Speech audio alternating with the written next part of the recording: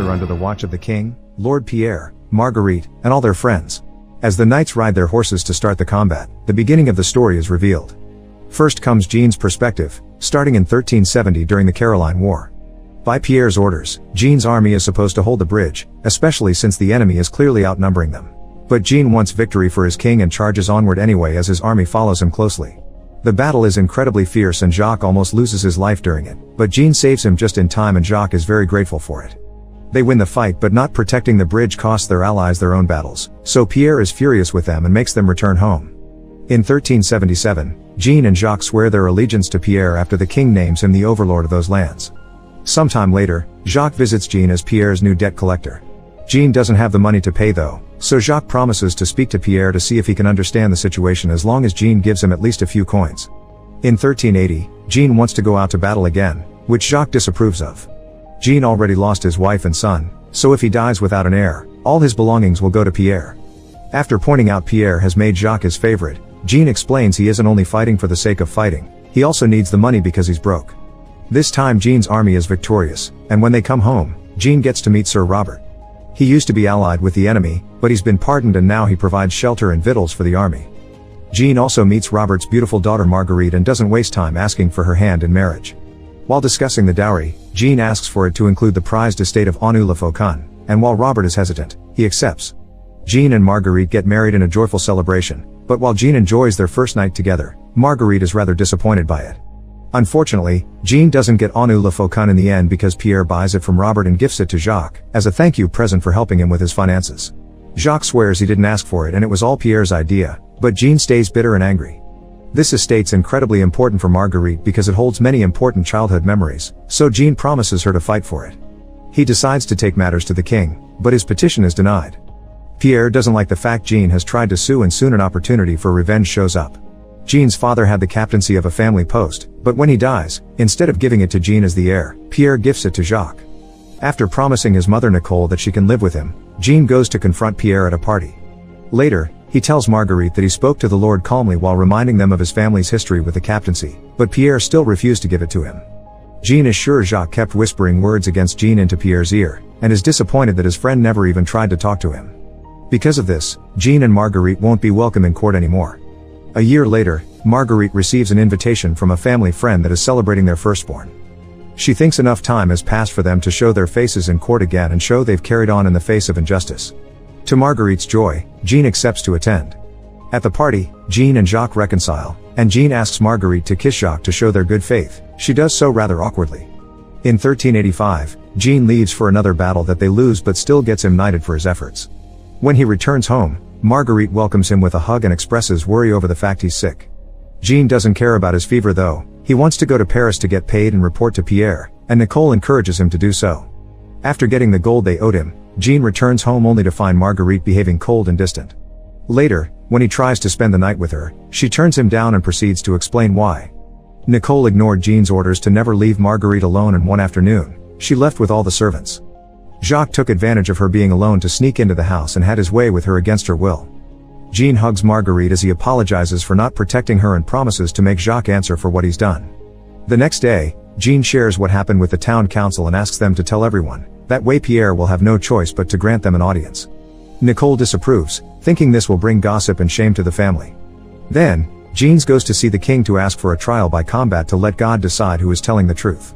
The advisors remind him that if he loses, Marguerite will suffer the consequences as well, but Jean trusts her story. Months later, the trial begins at the Palace of Justice. Jean formally accuses Jacques of the worst crime against his wife and leaves his glove as he asks to end this in combat if Jacques doesn't confess. Then the story goes back to the beginning to see Jacques' perspective. During that battle in 1386, when Jean rushes in to attack, the army doesn't immediately follow. After failing to warn Jean that they just were being baited, Jacques convinces the others to follow Jean in the name of the king. Later, Jacques does talk to Pierre about the rent as promised, defending Jean from Pierre's insults. Jacques thinks Jean is loyal and trustworthy, and Pierre warns him not to stay blind when the time comes. Since then, Jacques and Pierre become close friends.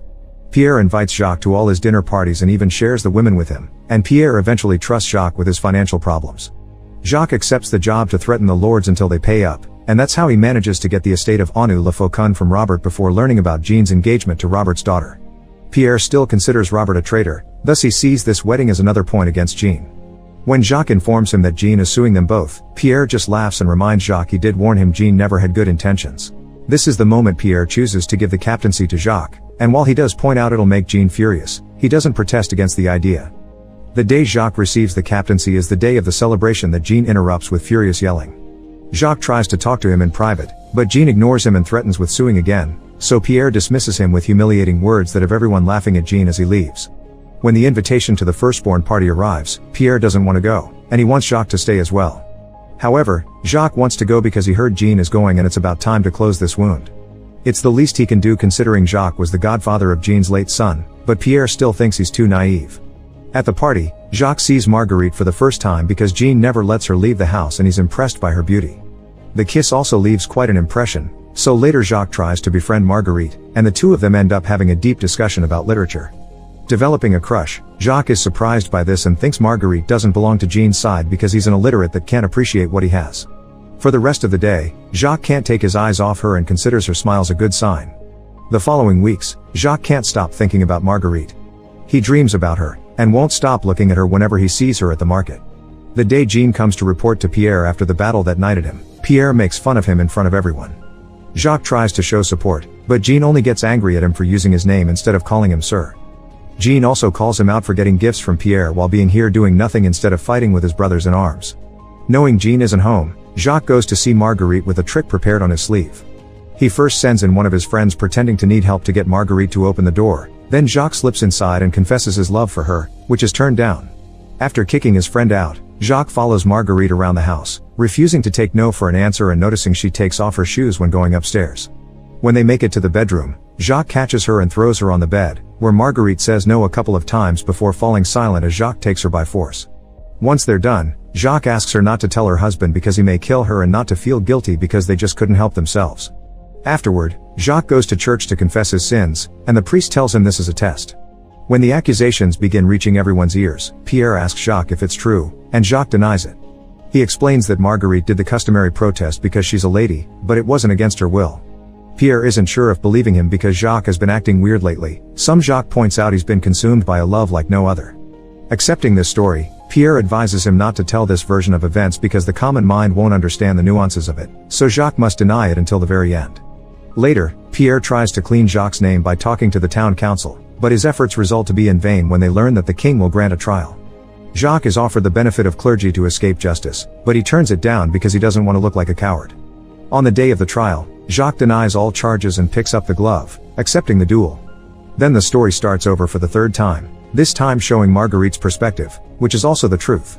The day of the wedding, Jean is angry that the estate of Anu Le Faucon isn't included in the dowry, but Robert convinces him to marry Marguerite anyway because she's a healthy woman that will give him strong heirs. Marguerite is nervous during their first wedding night, and while Jean is happy with the result, she isn't, but she lies and says she was. During the party when she met Jacques, she's extra friendly toward him as a sign of goodwill and to help Jean win back the court's favor. While chatting with the other ladies at the party, including her friend Marie, Marguerite agrees that Jacques is handsome but also points out Jean doesn't trust him. Her smiles for Jacques are a way to show Jean that kindness achieves more than anger, but Jacques misreads this as romantic interest. The first time Jean leaves for battle, he leaves Marguerite in charge of the estate. This finally gives her something to do, and soon Marguerite has color on her face again, feeling more alive than ever.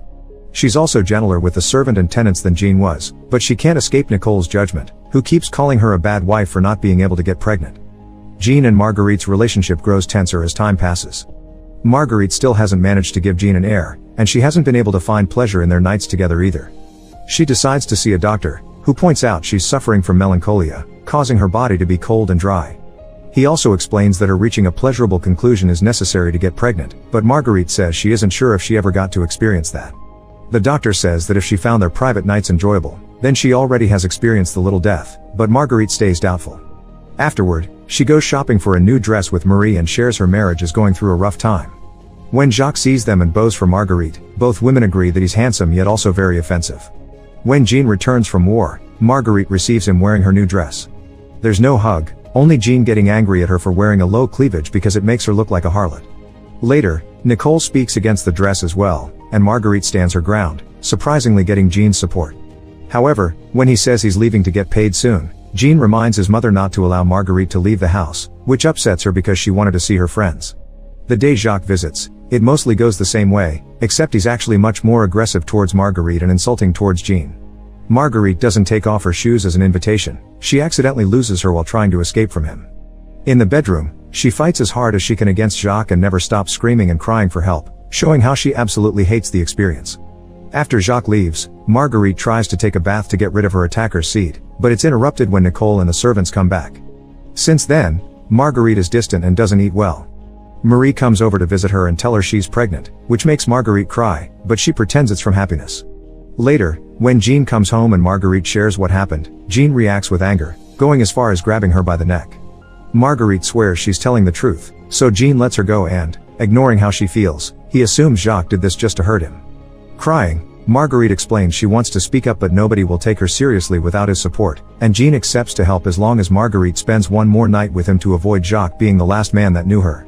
After talking to the town council, Marie begins ignoring Marguerite. She doesn't believe her because she remembers Marguerite saying Jacques is handsome. Afterward, Marguerite has an argument with Jean, not liking the way the story is spreading as gossip. Unfortunately, Jean points out that Pierre is the courts, and this is the only way they'll be granted a trial. Later, Nicole scolds Marguerite for speaking up because it's brought shame to the family. She thinks the truth doesn't matter and offers herself as an example. The same thing happened to Nicole when she was young, and she stayed silent for the sake of her own safety.